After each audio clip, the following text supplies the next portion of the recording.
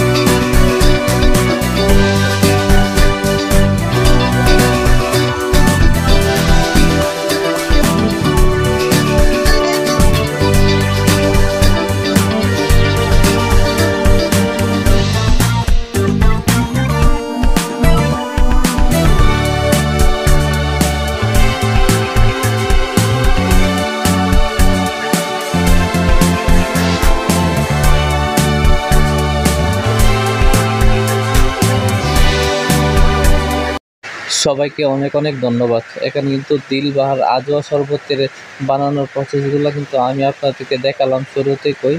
তো অবশ্যই সবাই ভালো থাকবেন, সুস্থ থাকবেন। যদি এখানে আসেন, আমি কিন্তু আবারও এখানে লোকেশনটা বলতেছি যে এটা হলো সলিটুল্লাহ স্কুলের অপর পাশে। যদি কাউকে আপনারা বলেন যে এখানে শরবতের দোকান, কিন্তু অবশ্যই কিন্তু মানুষ আপনাদেরকে দেখিয়ে দেবে। তো অবশ্যই আপনারা ভালো থাকবেন, সুস্থ থাকবেন। অন্য কোনো ভিডিওতে অবশ্যই দেখা হবে। সবাই ভালো থাকবেন। আসসালামু আলাইকুম।